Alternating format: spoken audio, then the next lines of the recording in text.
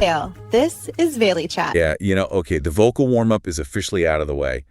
But honestly, it's really tough to just casually jump into today's stack of sources. It really is. Because the operational notes we're looking at for the Eagle Valley right now, they feel entirely contradictory. So welcome to a special edition of our deep dive. Glad to be here. We're calling this one vailychat. It's basically our operational notes and deep dive for today, Sunday, May 3, 2026. And the mission for this deep dive is to help you navigate a massive real-time transition happening right now in the Eagle Valley. Right, because today is really a pivotal day. I mean, we are looking at a head-on collision between extreme environmental realities, these intense local infrastructure battles, and just severe logistical choke points. Yeah, exactly. The region is aggressively shifting from a historically dry winter into what looks like a highly volatile summer. So you have local government scrambling to fund backup ice rinks while simultaneously battling court to seize land. It's a lot to process. It is.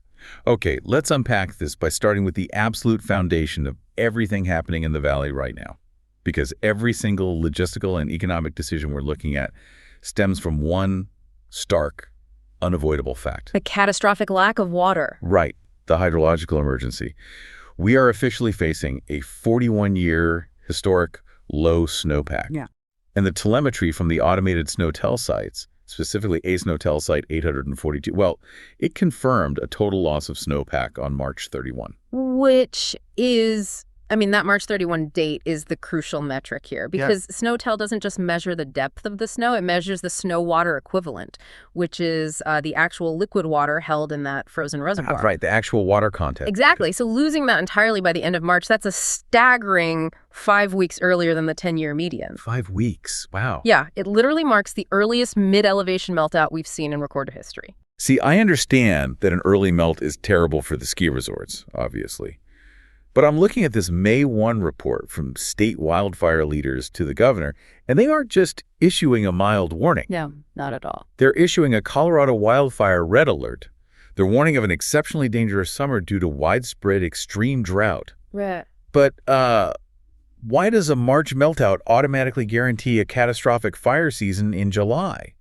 Don't we get spring rain? What's fascinating here is the biology of the alpine forest. It's really all about dormancy. Okay, how so? Well, when the snow melts 5 weeks early, the ground warms up faster, right? So the mountain forests break their winter dormancy prematurely. You wake up too soon. Exactly. Yeah. Millions of trees essentially wake up and start acting like massive straws, just trying to pull water from the soil. I see. But because the snow is already gone, there isn't enough sustained moisture. So they end up draining the soil profile completely dry. So even if it rains later, the ground is already baked. Precisely. The soil actually becomes hydrophobic. Wait, really?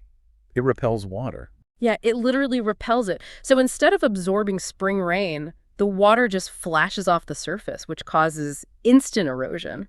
Oh, wow. Yeah, the entire landscape essentially turns into a tinderbox well before the peak summer heat even arrives. Well, that biological mechanism makes perfect sense. And, it explains why the cultural fallout is already hitting us. Like, the organizers for the GoPro Mountain Games. Oh, yes. Right, the June event. Yeah, scheduled for June 4th through the 7th. They are officially relocating their water-based events. Because of the stream flows. Exactly. The local stream flow projections have just plummeted to half of their normal levels. It's like trying to host a world-class surfing competition in backyard puddle. That's a great way to put it. You simply cannot negotiate with hydrology. Right. The physical environment just won't support the scheduled human reality. And this is really where the whole concept of summer maintenance on the mountains gets entirely redefined. Yeah, because when I see summer maintenance in these county and resort reports, my mind immediately goes to, landscaping. Right, like mowing the grass, fixing the lift terminals, that sort of thing. Exactly. But the budgets tell a completely different story. Because in a normal year, sure, it is mostly standard upkeep. But in a 41-year historic drought, Yeah, what does it look like then? summer maintenance turns into a desperate scramble for ecological stabilization. The ski area personnel, they're heavily focused on critical spring runoff management. To deal with that hydrophobic soil you mentioned? Exactly. They have to do extreme fire risk mitigation and erosion control. Because that soil is so vulnerable, they are out there basically trying to hold the mountain together. Just to prevent catastrophic mudslides or ignition events? Right. Which means the mountain operations are essentially bleeding funds to to handle this early runoff. And because the environmental reality is putting so much physical and financial stress on the mountains, we're seeing that pressure flow right downstream. Into the town squares. Exactly. Moving from the mountains to the towns, the community is just being forced to adapt. And it's leading to these intense fights over local space and infrastructure as towns try to preserve, their quality of life. Because physical scarcity in the environment always exacerbates municipal disputes. So what specific infrastructure pivots are standing out to you in the town cores? Well, here's where it gets really interesting. Over in the Edwards core, there is this fierce land use battle unfolding right now. The eminent domain situation. Yeah. A Denver developer is legally challenging the Eagle County commissioners. And the tension here is over a tiny half-acre parcel in Edwards. Just a half acre. Just a half acre. But the commissioners recently passed a unanimous resolution to use eminent domain to seize this specific parcel for park use. This raises an important question about topographical scarcity. Oh, topographical scarcity. What do you mean? Well, in a mountain valley, the geography is essentially a V-shape, right? The only buildable, usable land is at the very bottom of that V. Now, eminent domain, which is the government's power to seize private property for public use with fair compensation. It's usually a last resort, right? Exactly. It's considered a nuclear option, it's heavily scrutinized, and rarely deployed for something as seemingly simple as a park. That was exactly my thought. I initially wondered, why would a local government utilize its most aggressive legal tool just for a half acre of grass? But when you factor in that topographical scarcity... Right. Whoever controls the flat ground basically controls the future of the town. So we're looking at this situation where an outside developer sees the commercial potential of a rare flat parcel, while the local government views that exact same half acre as basically their last remaining chance to secure public community space in a highly dense hub. And we are strictly looking at the mechanics of this dispute, not taking a side, but it really highlights a battle for the town's baseline livability. Definitely. And because physical space is so maxed out in Edwards, the county's financial bandwidth is being severely tested just down the road in Eagle. Over the indoor recreation facilities. Yeah, they're trying to bridge another massive gap there. Let's talk about the principle of what I'm calling the cost of bridging the gap. Okay, I like that. Eagle County ICE users are currently reviewing a $200,000 estimate just to prep the rodeo rink for next season. Which is entirely a stopgap measure. Right, because the Valley's primary facility, the Dobson Ice Arena, is closed for a major redevelopment. That Dobson remodel is a staggering capital project. It's huge. I mean, the municipal budgets show an $8 million transfer straight out of the general fund just to keep the Dobson project moving. Wow, $8 million. Yeah. And while Dobson is offline, the community is scrambling to make sure the backup rodeo rink can actually handle the regional load. But the financing structure for this stopgap is really what caught my eye. You're referring to the funding for the Vail Mountaineer Hockey Club. Yes, exactly. The $456,000 municipal contribution. At first glance, cutting a nearly $500,000 check to a hockey club during an ecological crisis seems, well, absurd. It does sound counterintuitive. Right. But the mechanism behind it is essentially municipal banking. So of that amount, $300,000 is structured to be paid back over 5 years. From 2026 to 2030, right? Yeah, it's $60,000 a year. It's a very aggressive use of public funds. And, one could argue whether a local government should be acting as a strategic financing partner for a sports club right now. Especially while battling historic droughts. Exactly. But from a sociological perspective, they are practicing community triage. Community triage. I like that phrasing. Because they know that if youth and adult programs lose their ice time for 2 years while Dobson is rebuilt... those cultural institutions might just disappear. Right. They might never recover. Yeah. So they are essentially plugging a hole in the ship to prevent the local culture from evaporating. And amidst all this intense environmental and financial triage, there is one data point that genuinely highlights the resilience of the Valley. Oh, the Keystone Science School? Yeah. They're celebrating their 50th anniversary. But rather than just, resting on 50 years of environmental education, they are actively adapting their current curriculum. to address this specific record-breaking snow drought in real time. Yes. Which is really the ultimate application of the scientific method. Because you can't just teach environmental science from a static textbook when the ecosystem outside your window is completely rewriting the rule. Exactly. It all connects. The environment dictates the terms, the local infrastructure scrambles to absorb the shock. And the physical logistical network has to physically move the people through it all. Which brings us to Interstate 70, the economic lifeline of the region. The transition there is brutal right now. It is. Today, May 3, marks the absolute final curtain call on the ski season. I mean, Vail Mountain and Beaver Creek, they terminated operations weeks ago. Right, entirely due to that snowpack collapse we discussed earlier. But Copper Mountain actually initiated a tactical season extension. To capture that last remaining alpine demand. Exactly. But today, at exactly 4:00 p.m. 16:00 MDT, that extension formally concludes. The lift stop. The lift stop. The winter economic engine is powered down, and the entire valley officially enters summer operations. And you can see the friction of this transition reflected directly on the highways. I mean, the I-70 corridor is operating under severe constraints today. Let's look at the canyon. Glenwood Canyon. It is heavily restricted. What are the current specs there? Currently, it's operating at 50% capacity due to the 2026 Bridge Joint Improvement Project. Okay, so massive lane closures. Yeah, westbound traffic is squeezed down to a single lane near Hanging Lake at mile point 124. Eastbound is down to one lane near Shoshone at mile point 123. That's a tight squeeze. And there's a strictly enforced 35-mile-per-hour speed limit, plus a 247 11-foot width restriction for vehicles.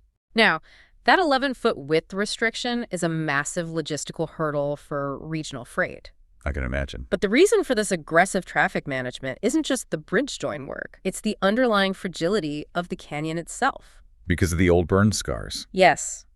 Glenwood Canyon is still in a high-risk debris flow monitoring state from the Grizzly Creek burn scar. So the ground is unstable. Highly unstable. When you combine active bridge reconstruction with the vibration of heavy freight... And the constant threat of mudslides from those damaged slopes. Exactly. The margin for physical error is zero. Wow. And I was looking at the economic data from the Colorado Department of Transportation. I struggled to understand how they arrived at this number, but CDOT estimates that every single hour of closure in Glenwood Canyon costs the regional economy $1 million. It's a staggering figure. Right. Where is that money actually bleeding from? If we connect this to the bigger picture, it bleeds from the entire supply chain. Okay, break that down for me. When the canyon closes, commercial freight has to take massive multi-hour detours through the northern or southern routes. So you're factoring in fuel costs. Fuel costs, yes. Yeah. Plus the spoilage of perishable goods heading to the western slope. Oh, I didn't even think about the groceries. Right. And then you have the lost hourly wages of the labor force trapped in traffic and the immediate drop-off in daily tourism revenue. So a single spun-out semi-truck that closes that corridor basically shuts off the financial valve for the entire region. $1 million an hour. So those 35-mile-per-hour zones aren't just like a bureaucratic annoyance. They are an economic defense mechanism. Absolutely vital to keeping the lifeblood pumping. And speaking of spitting out, let's look at the other major choke point. The pass. Vail Pass. This is where things get really confusing for drivers. Yeah, I feel like we need an analogy here. Trying to force summer traffic rules onto a mountain pass right now is basically like trying to run a marathon in ski boots. That is an incredibly accurate way to frame it. The environment and the infrastructure are just operating on two completely different physical timelines. Right, because down in towns like Eagle or Denver, drivers are experiencing, 70 or 80-degree weather. So they relax, they assume summer conditions. Exactly. But up at the summit of Vail Pass, at over 10,000 feet, our telemetry sources indicate that hazardous, invisible icy spots are heavily persisting. Despite the warm air temperatures below, Yes. And because of that severe disconnect, the Passenger Vehicle Traction Law Code 15 remains in permanent effect all the way through May 34. Meaning, legally, you must have proper tread depth, all-wheel drive, four-wheel drive, or approved winter tires to cross the pass. Right, even on May 3rd. And if we connect this to the physics of the road, the necessity of Code 15 becomes glaringly obvious. Our investigative notes highlight this really fascinating and terrifying data point. Hit me with it. The difference in stopping distance on winter-conditioned pavement between a vehicle with compliant tires and one with non-compliant tires is 358 feet. Wait, 358 feet? Yes. That is literally more than a football field of sliding. Exactly.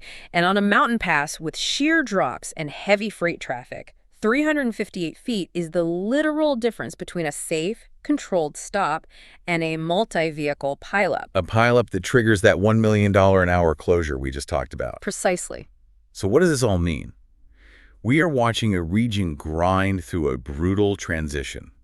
The Eagle Valley is like this massive machine trying to shift gears from winter to summer, but the transmission is just grinding. It's a masterclass in adaptation, really. Yeah. Yeah. To summarize the three major operational takeaways for you as you're navigating this, first, the historic Snowtell meltdown has triggered a hydrological emergency. Which is forcing event relocations like the GoPro Mountain Games and causing a massive pivot in mountain resources toward erosion control. Second, the town cores are executing these intense infrastructure pivots. You've got the fight for topographical space in Edwards, And funding $200,000 stopgaps in Eagle, while major assets like Dobson Arena are completely overhauled. right. And third, today marks the definitive end of the ski season, with Copper Mountain shutting down at 16,000 MDT, alongside an I-70 corridor that is heavily restricted. So if you are driving the canyon or the pass today, please respect the 35-mile-per-hour zones. Ensure your vehicle meets the Code 15 width and tire requirements. And stay grounded. Yes. But, as we close out today's operational analysis, I think we should look past the immediate logistical crises. What do you have in mind? There is a slower, deeply systemic crisis hidden in the broader demographic data we reviewed for today's deep dive. Oh, you're talking about the recent census data. Yes. Yeah. As we track all this resilience and adaptation, the underlying numbers show a really significant population decline in mountain resort counties. The local workforce is actively exiting. And the mechanisms driving this are soaring living costs and just an insurmountable housing squeeze. To give you an idea of how broken the mechanism is, the median price for a deed-restricted home in Eagle County is now $600,000. Which is wild because that mechanism is designed to be the ultimate safety net. Exactly. I mean, deed restriction is a legal mechanism implemented by local governments to artificially suppress market prices. It caps how much a home can appreciate. Right. So that it remains affordable for the local workforce in perpetuity. But when the baseline price of a deed-restricted home hits $600,000, The mechanism itself has basically failed. the math simply does not work anymore. Even a two-person household making 120% of the area median income. Which is a solid middle-class professional salary. Exactly. They max out their affordable purchase power at around $504,000. Wow. So they are priced out of the very homes legally designed to protect them. Yeah. Which means the people tasked with managing the summer maintenance, fighting the early wildfires, and rebuilding the ice arenas. They are physically being pushed out of the geography they maintain. It's tragic. So as you watch the Eagle Valley navigate this highly volatile summer transition, as you see the environmental extremes of a historic drought collide with fierce municipal battles over half-acre parks, Ponder this. it's the big question. How will this combination of intense climate stress and an utterly broken housing mechanism fundamentally alter the identity of who actually gets to call these mountain towns home over the next decade? It really is the defining existential question for the entire region. I mean, the infrastructure might survive the transition. But the community identity might not. Exactly. It is a profound structural challenge. But we'll keep tracking the telemetry and the local budgets as the summer unfolds. Thank you so much for joining us for this deep dive, and we will catch you next time.